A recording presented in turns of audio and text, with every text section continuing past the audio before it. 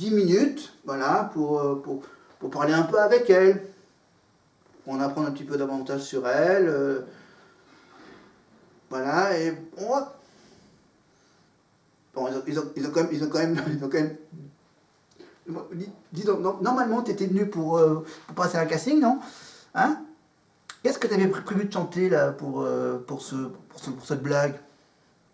Ouais, elle dit, oh, bah, je vais vous chanter Shakira, Je l'aime à mourir. Bah allez, vas-y, hein, vas-y, on écoute. Hein. Ah, juste un petit morceau. Hein, comme tu sais maintenant que tu vas aller au château, c'est pas la peine que tu te casses un peu là. Donc voilà.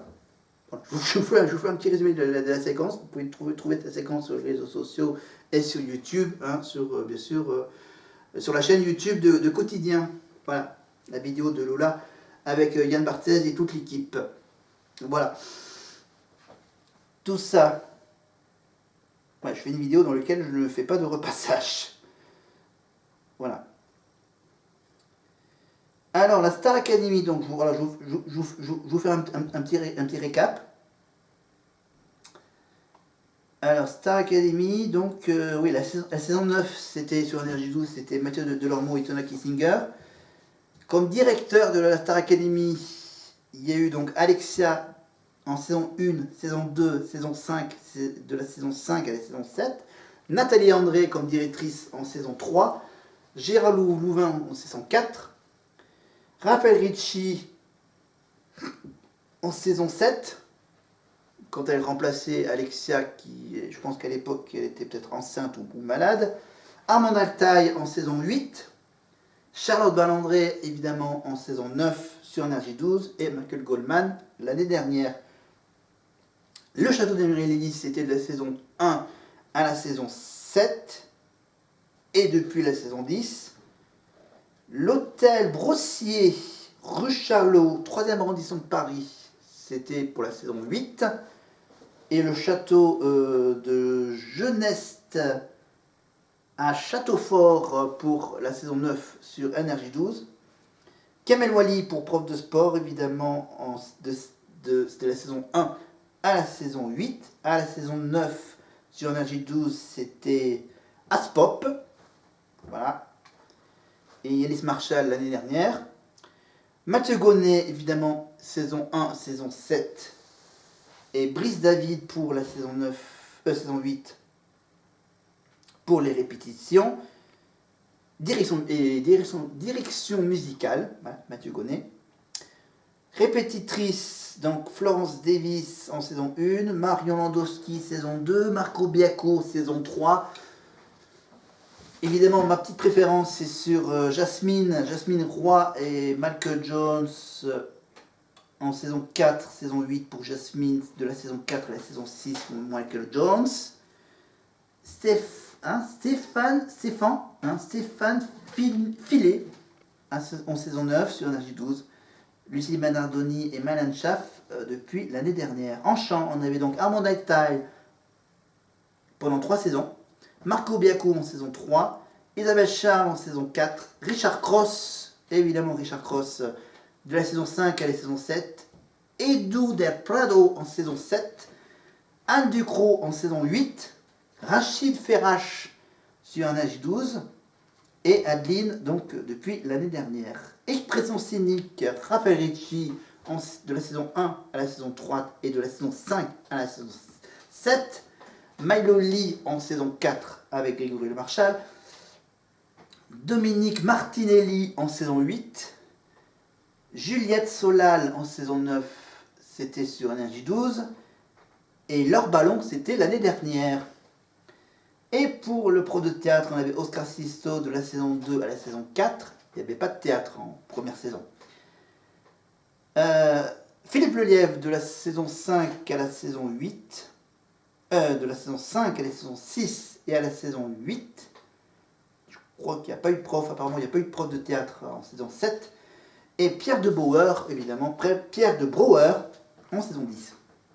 Pour le sport, donc je vous ai dit qu'on avait qu'on a eu Vincent Fournier en saison 1, West Gomez en saison 2, Tiburce Darouf, saison 3 et 4, pour la saison 5, de la saison 5 à la saison 8, on avait Christophe Pina.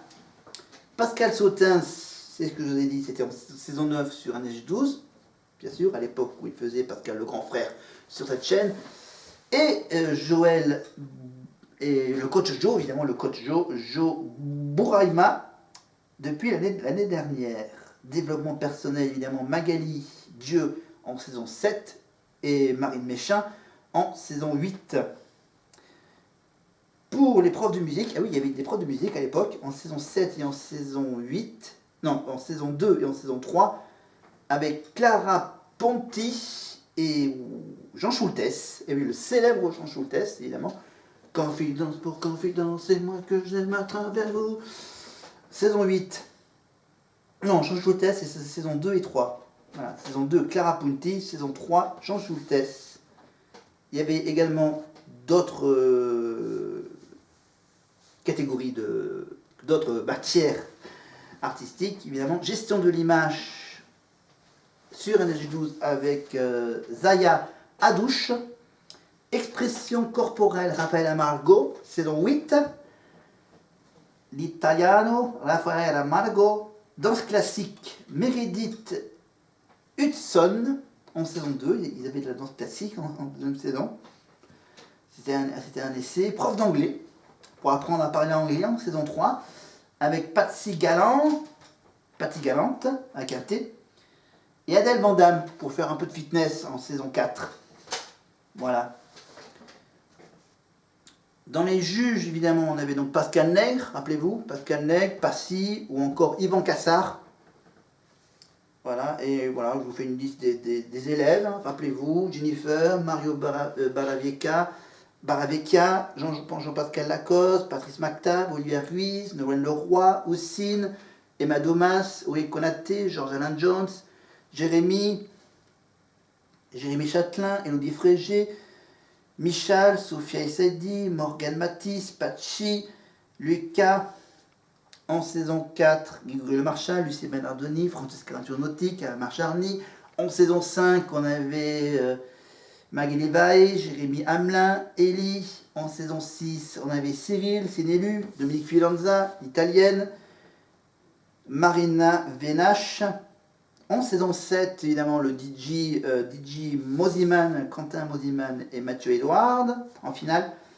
En saison 8, bien sûr, la victoire de Michaels. En saison 9, la victoire de Lorraine Bouvron. Et en saison 10, bien sûr, la victoire d'Anisha. Et les parrains, on avait donc Florent Pagny au tout début de la saison 1. Pour la saison 2, ils n'ont pas cherché bien loin. Ils se sont dit, les parrains de la saison 2, les élèves de la Starac 1. C'est pratique, hein. Pour la saison 3, c'était Elton John. Évidemment, ils ont fait un album des reprises des chansons d'Elton John. Michel Sardou et Jennifer en saison 4, évidemment, un album sur les chansons de Michel Sardou. Évidemment, et l'hymne de la saison 4, un des deux hymnes de la Starac 4, c'est évidemment En chantant, de Michel Sardou. Et surtout, bien sûr, la célèbre chorégraphie de Laissez-moi danser, surtout, en saison 4. Saison 5, là ils ont tapé Maria Carré. Voilà. Donc là, c'est vraiment tous les ans pour Noël, on a droit au retour de la princesse Maria Carré dans le rôle de la chanteuse de Noël. En saison 6, on avait deux parrains, deux mecs, sympa comme idée, américain et français, Lionel Richie et Yannick Noah. Saison 7, on s'est dit que là c'était deux mecs, là on va changer, on va mettre deux femmes. Hein, deux femmes, pas n'importe lesquelles, Kylie Minogue et Céline Dion. En saison... c'était quoi en saison 7. Saison 8, là on revient à parrain marraine, Christophe Maé et Rihanna. À l'époque, on pouvait faire venir des stars, quand même, Céline Dion, Kylie Minogue et Christophe Maé. Matt Pokora pour NRJ12, bien sûr, artiste labellisé pour la radio. Et l'année dernière, donc c'était Robbie Williams. Là, cette année, on revient au doublé par un marraine avec Vita et James Blunt. Voilà, et je vous rappelle que ce programme est diffusé, il existe également des versions Afrique subsaharienne, en Belgique, en Bulgarie, au Canada, en Espagne, aux États-Unis, en Géorgie, en Grèce, en Inde, dans le monde arabe, aux Philippines, au Québec, au Royaume-Uni, en Russie et en Serbie. Voilà. Toutes les autres versions étrangères de la Star Academy. Voilà, j'ai été quasiment complet là-dessus. C'est que le début. J'aurai un petit peu plus d'infos sur les élèves quand on aura un peu plus d'infos, un peu plus de dos. Voilà.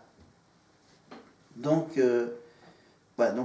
Donc, qui dit hymne de la Star Academy avec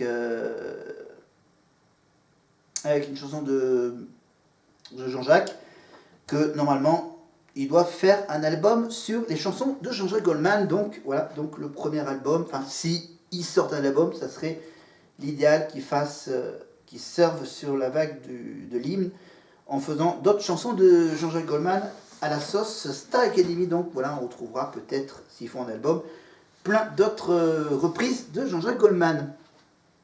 Voilà, c'est vrai que ça change un peu du Céline Dion de l'année dernière. Laissez-moi danser. Non, c'était quoi? C'était voilà, Ne partez pas sans moi. Voilà, avec bien sûr la petite chorégraphie de Yanis Marshall. Et bien sûr, je vous rappelle que bien sûr, ça va très vite à la Starac. Ils ont déjà comment ils vont chanter. Ils ont déjà écouté la musique sur laquelle ils vont chanter cette hymne. Ils ont déjà, premier jour, boum, la chorégraphie de l'hymne. Et boum, premier jour aussi, boum, on tourne les clips en même temps. Et boum, vendredi, vous verrez au tout début du Prime, qui sera évidemment en différé, en full direct. Évidemment, parce qu'à cause des attentats, ça sera enregistré, mais on fait semblant d'être en direct. Et ça sera évidemment la toute première chanson qu'on écoutera samedi soir. Samedi soir, en direct sur TF1, le Prime de la Starac commencera par l'hymne de la Starac. J'irai au bout de mes rêves. Tout au bout de mes rêves, où la raison s'achève, tout au bout de mes rêves. Voilà, mais bien sûr remixé. Mais apparemment, ils disent pas si c'est toujours Quentin Mosiman qui le remixe, qui le mixe. Voilà. Donc, là, ah oui, quand c'est l'heure de la quotidienne sur TF1, évidemment, le live revient juste après la quotidienne. Donc voilà, faites gaffe. Bon, évidemment, pendant la rediff, évidemment, je pense qu'ils ne vont pas couper pendant l'heure de la rediff sur TFX. C'est uniquement pendant la première diffusion sur TF1. Donc du coup, bien sûr, c'est écran noir pendant toute la durée de la quotidienne. Donc qui est aux alentours de 17h15, 17h25. Voilà. Voilà. Pour que, bien sûr, pour tous ceux qui regardent le live, fassent le pivotage sur TF1 pour voir un résumé des premiers jours, des 2 premiers jours, enfin du premier jour plutôt.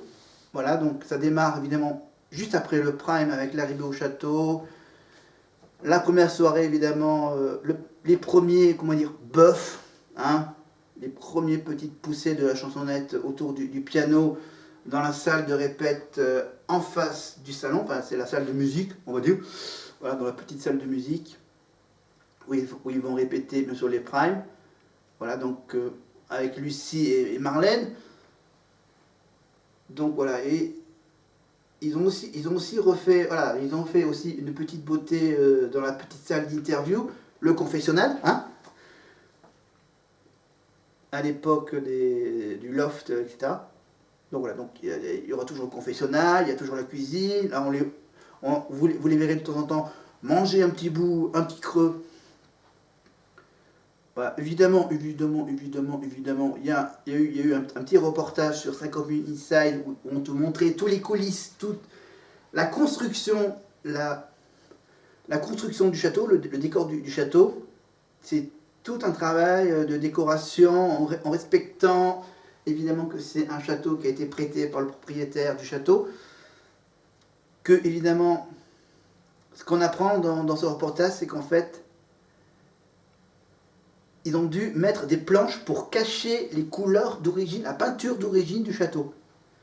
C'est que bien sûr, si vous enlevez toutes les planches qui se cachent derrière le décor actuel du château, vous pouvez avoir des traces des années précédentes. Voilà. Les couleurs qu'il y avait sur les murs les premières années du château. Donc c'est le propriétaire qui a demandé à la production qu'on garde les couleurs d'origine, la peinture d'origine, qu'il y avait sur les murs, bien sûr. Voilà, et qu'est-ce qu'il y a comme d'autres trucs des trucs à savoir sur le château? Ah oui, sur le château, il y a surtout une protection aux toilettes. Les toilettes sont protégées parce qu'il y a les traces laissées par les stars académiciens des années précédentes. Il y a tous les petits mots doux qu'ils ont laissés. Tous les anciens élèves de la Starac laissent un petit mot aux futurs anciens, donner des petits conseils, des petits mots doux. Voilà. Et ceux de l'année dernière, il y en a certains qui ont laissé aussi un petit mot en écrivant, même sur le morceau de plexiglas qui protégeait les mots des anciens.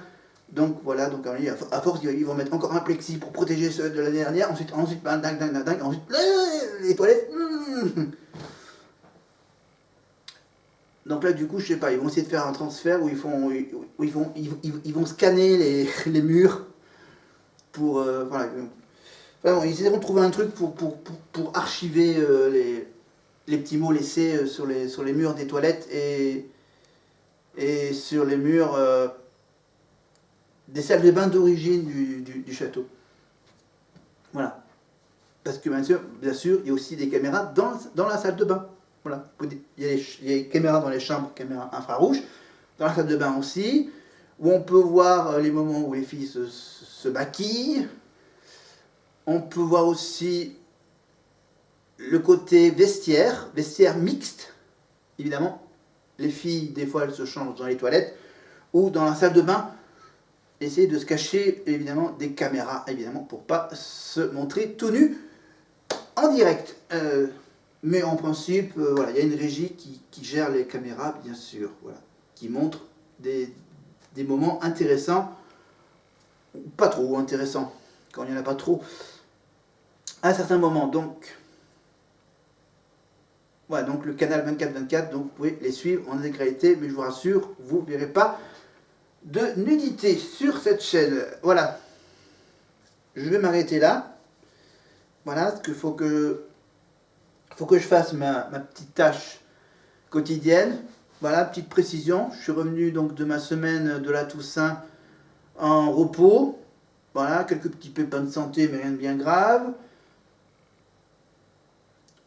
Voilà, donc je vais revenir maintenant. On va revenir pour les dernières semaines avant la nouvelle année, donc avec mes recettes de cuisine avec Juffy de Katz, évidemment. On reviendra sur la Starac un peu plus tard pour donner mon avis sur le clip de l'hymne de la Starac, sur la chorégraphie qu'on verra évidemment après le deuxième prime. On parlera du deuxième prime. Qu'est-ce que j'ai d'autre à vous dire? Évidemment, on parlera aussi un peu de sport. Voilà, je regarderai évidemment quand ça va redémarrer le biathlon sur la chaîne L'équipe. La France en Incroyable Talent, donc je l'ai dit avec Juffy de Katz et ma recette de cuisine pendant le prime d'M6. Et donc la Starac, donc quasiment tous les jours, je vais surtout regarder les rediffs. Mais là, comme je vous parle de la Starac, donc je regarde en ce moment la quotidienne de TF1. Et la rediff, donc je vous rappelle que la rediff, c'est quasiment tous les soirs à 20h, évidemment. Alors que bien sûr, le week-end, c'est à des horaires un peu décalées. Voilà, donc là, on découvre le premier réveil, la première matinée au château. Donc là, ils ont dû dormir pas beaucoup longtemps. Normalement, on doit évidemment respecter normalement environ 7 heures de sommeil. Donc voilà, je pense qu'au moins le samedi pour le dimanche matin, ils font peut-être un peu la grasse mat. Donc ça dépend plus ou moins à quelle heure ils se couchent. Donc voilà, donc bien sûr, vous le savez, tout se prépare en dehors.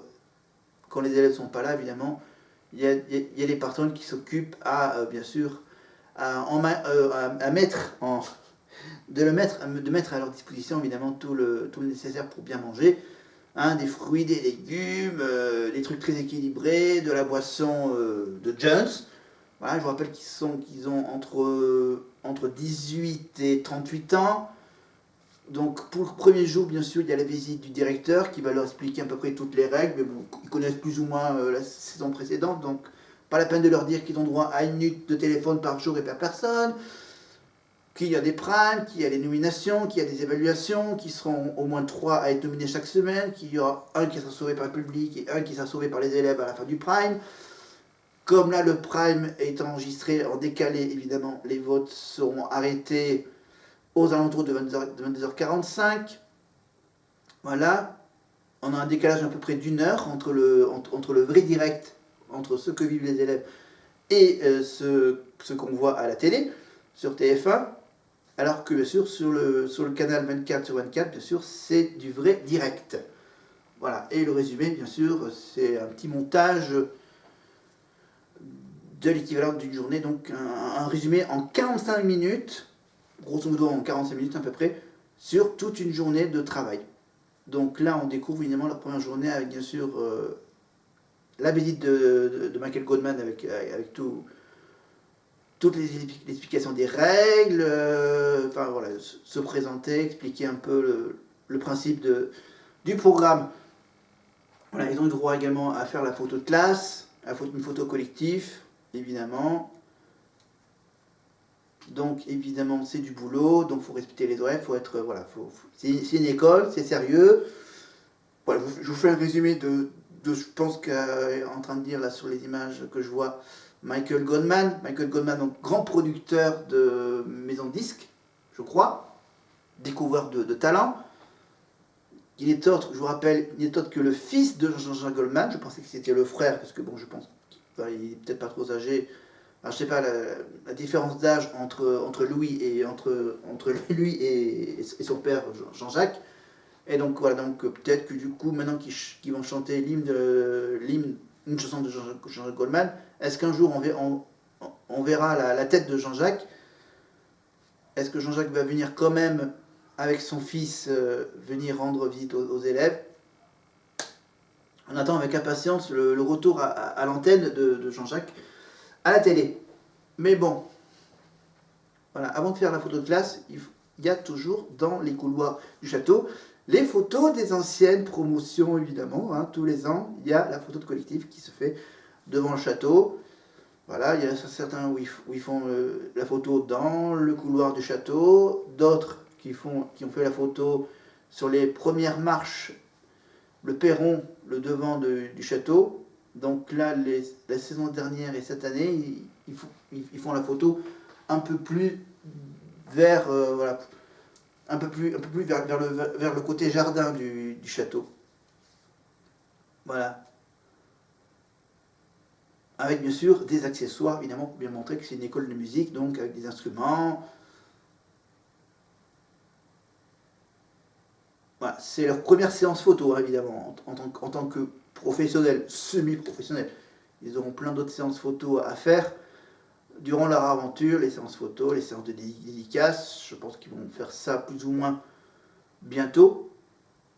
Voilà, la rencontre du public quand ils feront des sorties pour des avant-premières de films. Je pense que ça sera le cas pour des grands films à grand succès. Et je me demande même...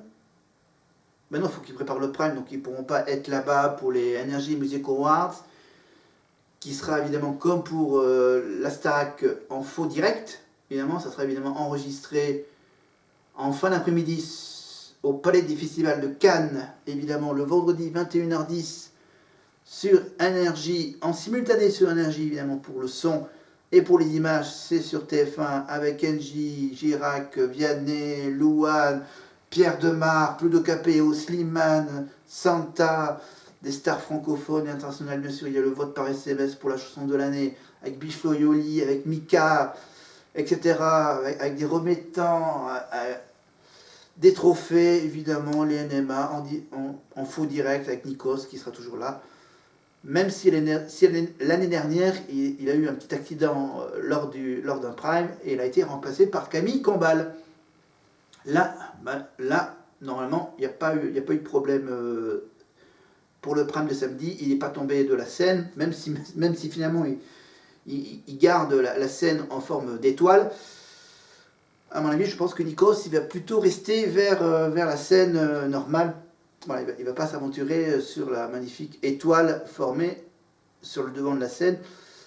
On espère qu'il ne va pas tomber encore une fois sur le public. Voilà. Voilà, je suis très bavard, je fais chauffer le truc. En plus, ça fait un petit chauffage central dans la pièce principale. Voilà, donc là, c'est la petite page de pub normale pour la chaîne. Voilà. Voilà, il se fait un peu long la vidéo. Où j'ai presque la batterie vide. Donc, on va se quitter là-dessus. Voilà, ne pas oublier surtout, voilà, j'allais l'enlever parce que je commence à avoir chaud. Le Tour de France, je vous rappelle, le Tour de France, un passage dans le Cantal avec une arrivée au Lioran et un départ à Aurillac, ici évidemment en juillet prochain. Voilà, juste un petit rappel, Tour de France, bientôt dans le Cantal. Voilà, et pour ici dans le Cantal, le prochain grand événement, c'est les fêtes de Noël, donc avec bien sûr le marché de Noël, etc. Mais ça, j'en parlerai quand ça arrivera bientôt. Voilà, c'était évidemment la petite vidéo lancement de la Starac. Prochaine vidéo, la cuisine avec Juju. Deuxième recette avec le mug qui est en train de se laver. Je prépare ça évidemment pour la fin de la semaine. Je lance celle-ci en milieu de semaine.